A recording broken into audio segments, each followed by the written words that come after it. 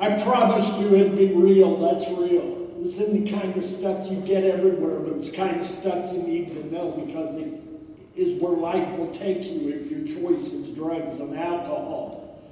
After hearing John, you may not be asking this question, but maybe you were before because I think he's made it clear the answer.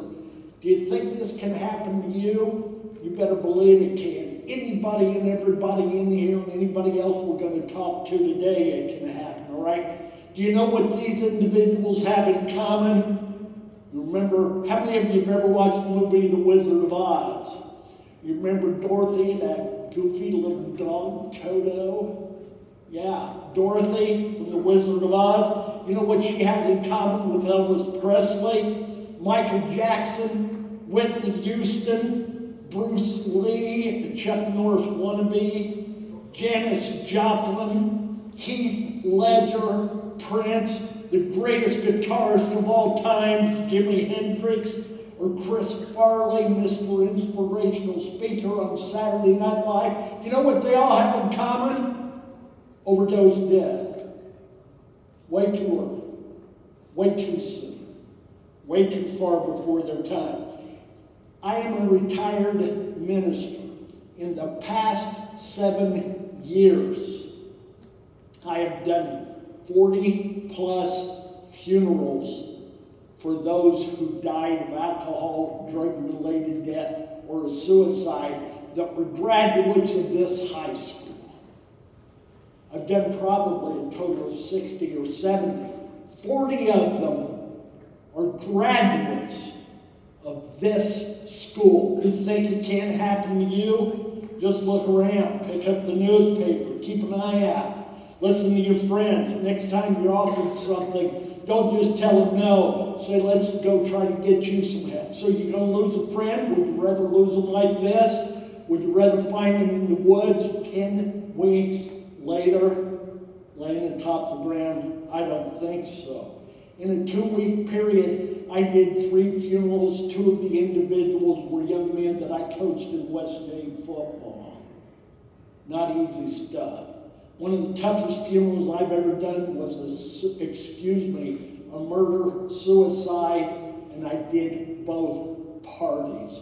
It was alcohol related. You think it won't mess with your mind? You're going to find out, but it's going to be too late for many when you do. You need to know that drugs could care less about who you are. They don't care about your class status. They don't care about whether you went to the prom or not. They don't care about what kind of car or truck you drive. They don't care how you fit, how you feel, how little you got or how much. Drugs just want everything, including you. Your body, mind, soul, and spirit. And they'll take you over. We'll talk more about that here in a few moments, but before we do, Charmin Gabbard, would you come and share?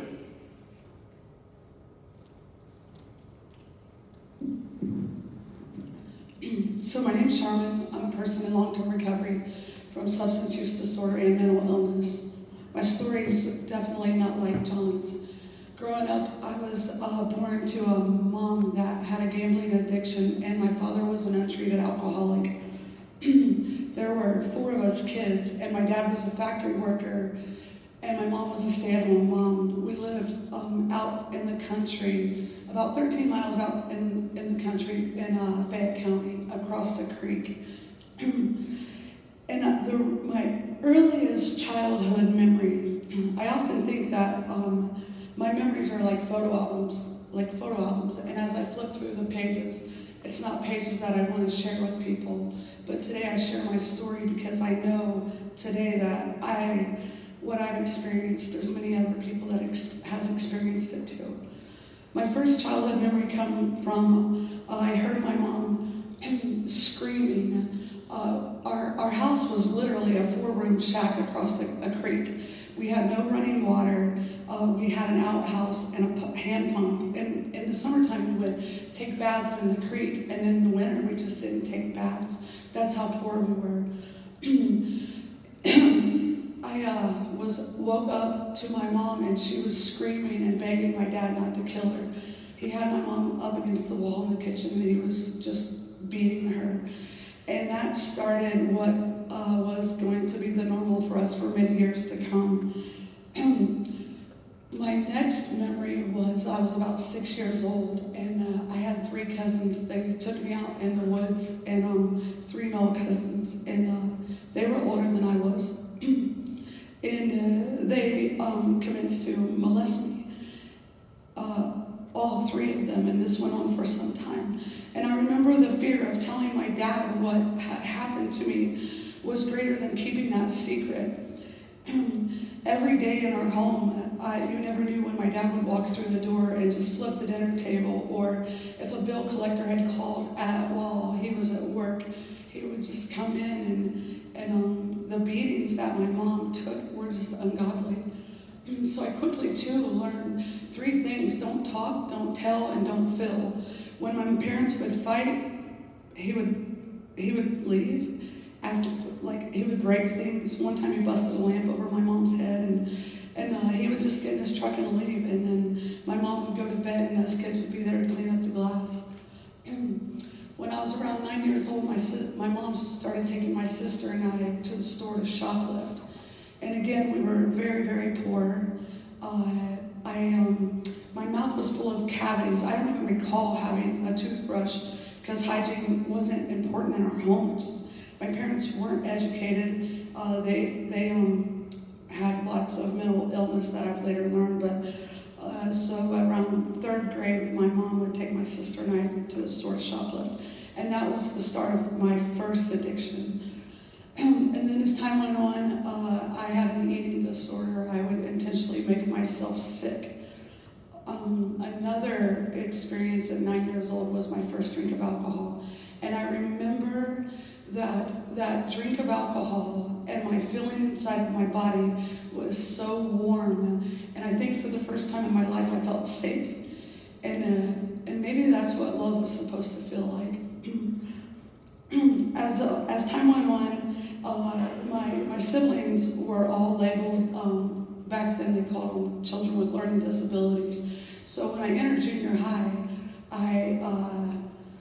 they would always make fun of my siblings. And my name was Charmin, and I had cavities in my front tooth, so I became everything that I hated about my parents. I was very angry and violent like my dad. I would fight boys, girls, whatever, to take up for my siblings. And as he said, it wasn't long after I started junior high, I found a group of kids that were labeled the cool kids, I thought, but they were really kids just like me, kids searching for something that I think that maybe they didn't get at home. And before I got out of middle school, I had overdosed twice, missed 80-some days of school my 8th grade year, and was passed on to high school because I was an incorrigible child and they didn't want to deal with me. My mom got cancer when I was in middle school, and she didn't take her medication. And I would steal my mom's medicine. At 15 years old, my body was sold. Yeah.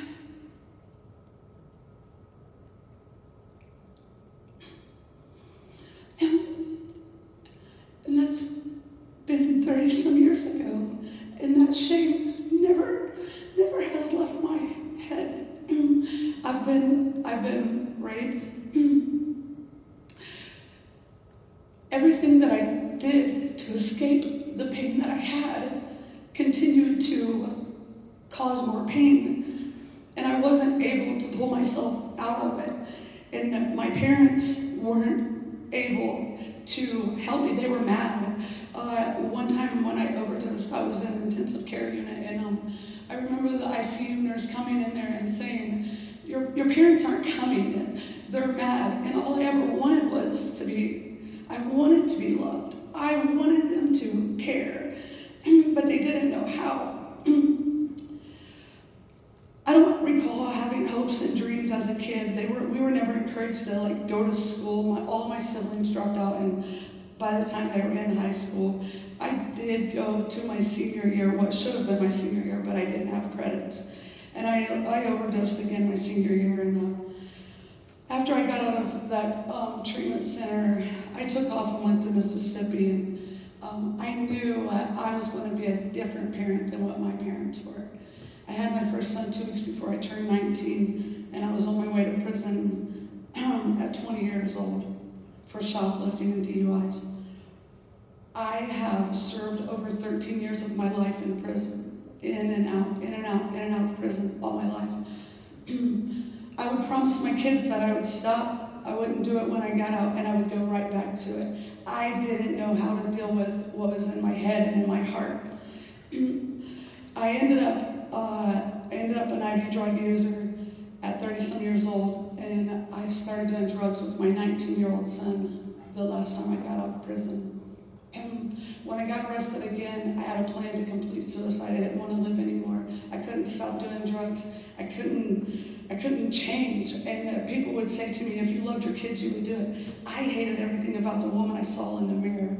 Anyhow, moving forward, I did go back to prison, and I ended up, my oldest son said to me, Mom, I'll be okay, but Drayden needs you, and my youngest was 7 at that time. Today, my youngest son is celebrating his 16th birthday. I'm 8 years in recovery. When I left prison in 2015, I had a GED that I got as a patient in the state hospital. Now I'm in school for my master's. I am the executive director of a recovery community organization, and I have very little to do with my family, but I'm a sober mom, and I get to wake up every single day and love my kids. I can't change the parent that I was, but what I do every day is love people that feel as if they're not lovable. Thank you for letting me share.